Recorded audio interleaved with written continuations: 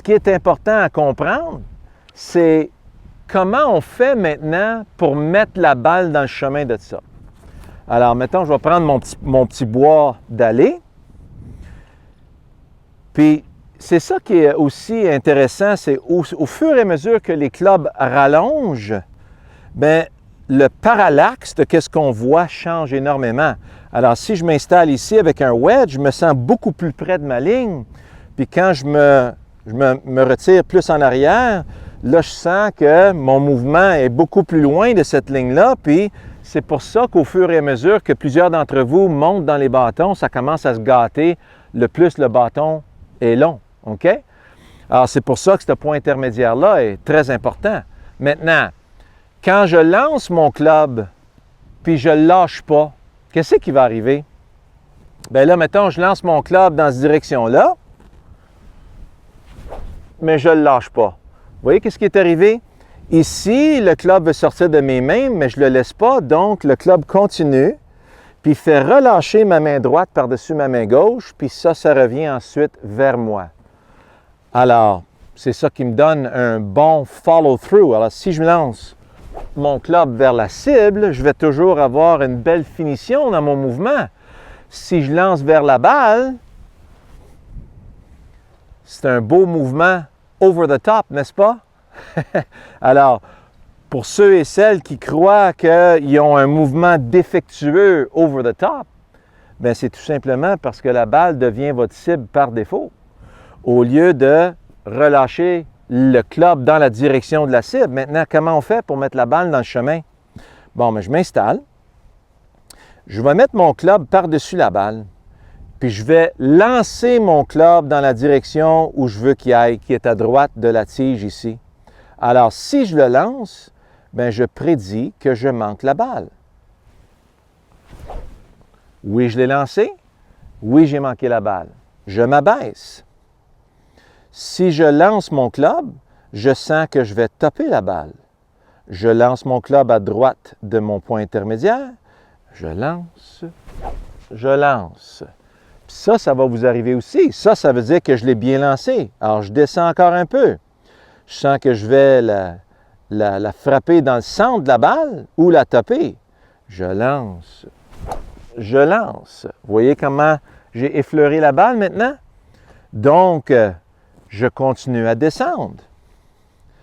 J'arrive à l'herbe. Si je lance d'ici, je sens que je vais juste effleurer l'herbe. Pour moi, ça va être un coup légèrement mince. Je lance. Bon, là, je la tape. Vous voyez comment tu as bien tapé cette balle-là, mais seulement après que j'ai confirmé que je l'avais lancée. Alors, je m'abaisse encore. Je manque encore, je manque partiellement. Bon, là, je sens que la semelle du club va faire une belle déflexion le long du sol, pareil comme une pierre qui saute sur l'eau. Vous avez entendu le son? Un beau petit fouet déflecté. Voilà. Alors, je me baisse encore plus. Parfait. Alors, si je lance de cette posture-là, là, je sens que la semelle du club va faire sa déflexion le long du sol. Puis, je vais avoir un contact formidable. Je lance. Et je lance. Et ça, c'était étampé dans le centre de la face du club. Puis, je ne peux pas avoir une meilleure trajectoire que ça. Ça, c'est une satisfaction totale. Donc, je prédis par rapport à mon lancer vers la cible, si je vais frapper la balle solide ou pas. C'est ça qui me permet de continuer vers la cible. Donc, la position de balle maintenant, elle est aussi importante. Si la position de balle est trop en avant puis je lance, mais je sens que je vais la taper. Alors, regardez comment le club va rester le long du sol. Alors, de là, c'est sûr que on va la taper avec le bas du club. Maintenant, si la balle est trop en retrait, bien là, je sens que je vais la taper en descendant. Alors, je lance mon club. Vous voyez que je vais manquer la balle en descendant si je lance mon club. Mais si la balle est ici, impossible de la manquer. Alors, si vous avez des doutes sur votre position de balle, allez à vos références extrêmes. C'est sûr que je ne peux pas la frapper si je lance par là. C'est sûr que je ne peux pas la frapper si je lance par là. Si je lance par là, je la frappe solide. Parfait, vous avez trouvé votre position de balle. Maintenant, la hauteur, la position de balle, la distance entre vous et la balle. Si je lance par là, je ne touche à rien. Vous voyez ce qui s'est passé? Si je lance vers la balle, peut-être. Oui, ah voilà. Vous avez vu la différence de distance entre moi et la balle? Si j'essaie de frapper la balle, il faut que je m'éloigne. Si je veux frapper la balle par là avec précision, il faut que je me rapproche. Vous voyez la différence? C'est pour ça que plusieurs d'entre vous vont se sentir pognés à l'adresse, ils vont se sentir trop près de la balle. Bien, c'est quoi votre focus? Essayez-vous de frapper la balle ou essayez-vous de frapper la balle vers la cible? Alors, si vous essayez de frapper la balle, puis là, vous regardez où vous voulez frapper la balle, mais là, ça ne marchera plus. Je ne peux pas lancer, ça c'est beaucoup trop près. Je peux lancer vers la cible et la frapper solide.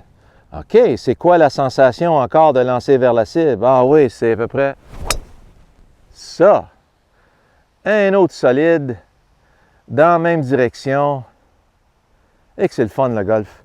Alors, la distance entre soi et la balle est toujours en conjonction d'un lancer par là. La position de balle, la hauteur. Alors ça, c'est le fun parce que si vous avez la balle en bas des pieds ou la balle au-dessus des pieds, c'est comme ça qu'on va vérifier si on est dans le bon niveau pour bien capter la balle dans le sens de on va la lancer par là. Puis finalement, la dernière chose, c'est combien la face du club est ouverte ou fermée.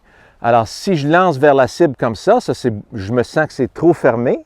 Même quand mes mains vont passer avant, elle est encore trop fermée. Alors, là, je sens que je vais trop la hooker. Si elle est trop square à l'adresse, puis je lance vers la cible, wow, là, ça va être beaucoup trop ouvert. Alors, il faut que ça soit relativement bien fermé à l'adresse pour que quand je lance vers la cible, je capte légèrement ouvert. Et quand la balle relâche du club, parce que la balle, elle va s'écraser un peu sur la face, elle va rester sur la face du club pour un petit bout de temps, puis relâcher. C'est à peu près un pouce, OK? Alors donc, je m'apprête à lancer par là. Si je lance, je manque. Si je lance, c'est solide. Si je lance, je manque. Solide. Manque. Solide. OK. C'est quoi lancer un club encore? Ah oui, je m'en souviens, j'en ai lancé quelques-uns tantôt, puis la sensation, c'est à peu près comme ça. Alors, j'ai bien lancé mon club. Je n'ai pas vu où est-ce qu'elle est allée, mais elle est allée une petite affaire à droite, d'après moi. Mais j'ai très, très bien lancé mon club. Puis après ça, bien, je fais une observation selon ce que j'ai vu. Parce qu'on ne pourra jamais se replacer, même si je reste ici pendant 100 ans, mes pieds ne rentreront jamais dans les mêmes spikes. Ma grippe, elle ne rentrera jamais exactement dans les mêmes dimples. Ma face de club ne sera jamais exactement pareille. Donc, c'est quoi ma meilleure chance? Bien, je fais ma prédiction. Je lance par là. Oui, ça marche. Donc, on y va. On lance. On lance. Celle-là, je l'ai vue, par exemple, puis elle était belle en maudit. C'est ça que je souhaite pour vous autres. Quand vous vous élancez, on fait un beau fouet. Puis quand on l'écrase, puis qu'on n'a pas manipulé notre élan, puis c'est allé, on ne s'est pas battu avec notre swing, c'est le paradis. C'est comme ça que ça marche le golf. Puis je le souhaite pour tout le monde. C'est pour ça que je fais ces vidéos-là. Puis j'ai bien hâte de vous voir pour vous aider à faire ce qu'on fait. À la prochaine.